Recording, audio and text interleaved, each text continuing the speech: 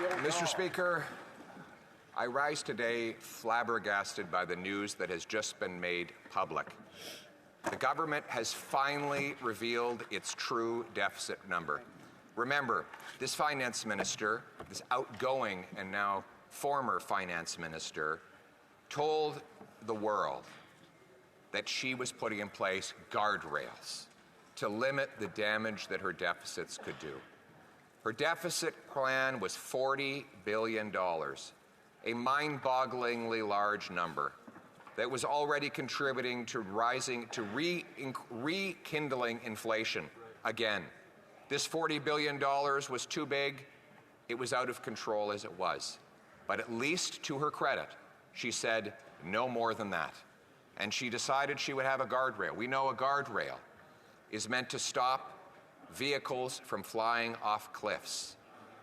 Well, as she was trying throughout the year to avoid going off the cliff, there were two people on the bus who had other ideas. The Prime Minister and carbon tax Carney.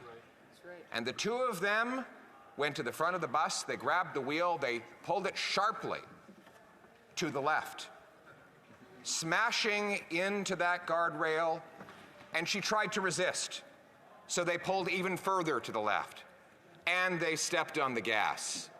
The bus flew off the cliff, and now Canadians are at the bottom of the ravine in a big pile of debt. But instead of taking responsibility, the Prime Minister told her that she should take all the blame.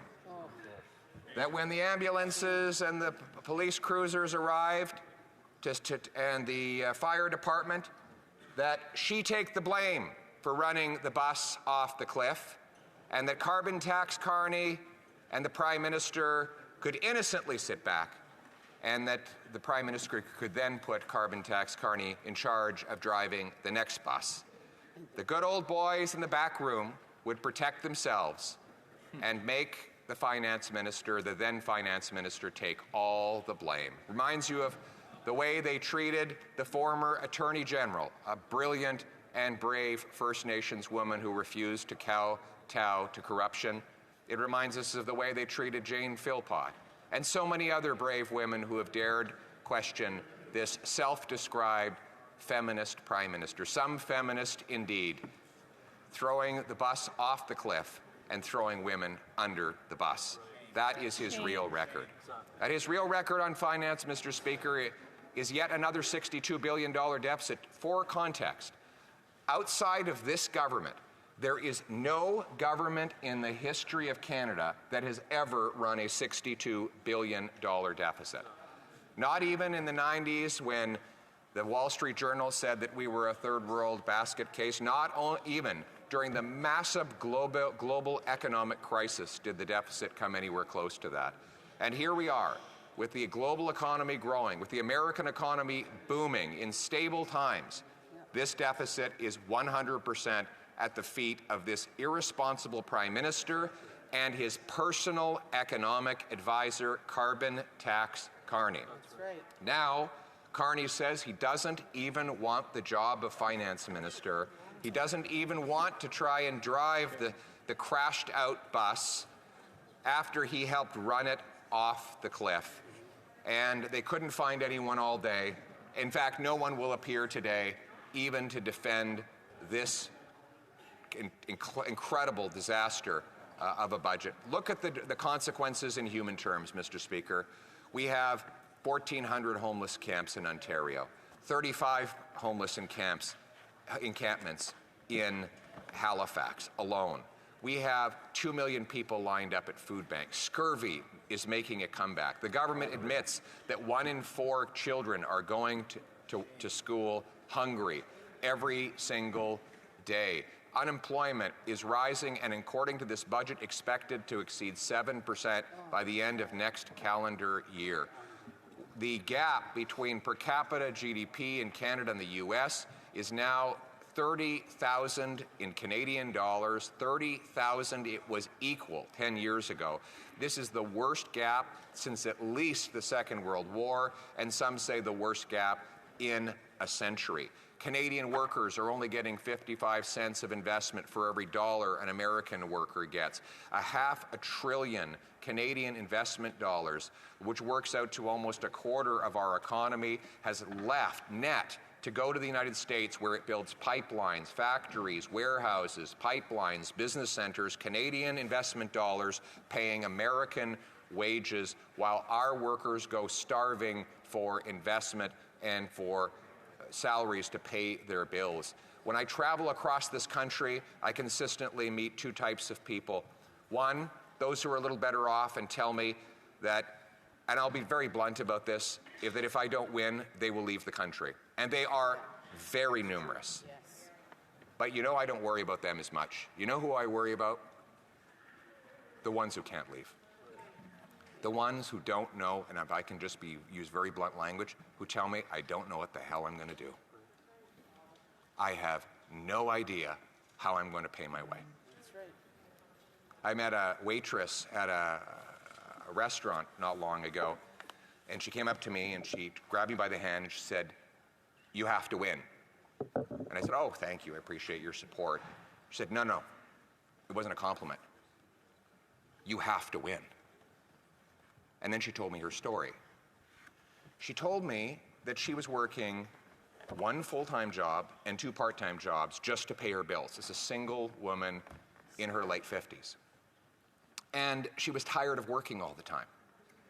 So she cut everything out of her budget, every creature comfort, everything she enjoyed about her life, she cut it out so that she could drop one of those part-time jobs. And then one morning, she woke up and she walked outside, and her car was gone. And she called her insurance, and they said they weren't going to cover the replacement value. So she had to take that job back because she simply cannot live her life without a car.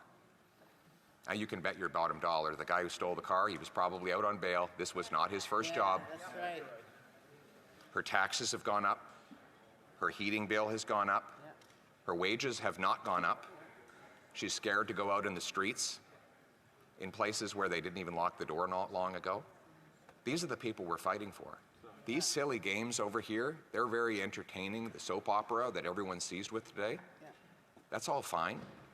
But there are real people whose lives are on the line here, and we have a duty to work for them. And quite frankly,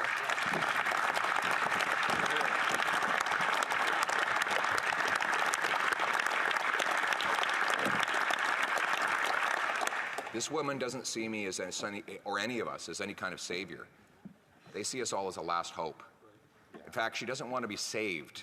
She just wants her life back. Exactly. She was taking care of herself just fine before her tax, her heat, her grocery bill went through the roof and her car went missing. She was doing just fine. She was doing everything right.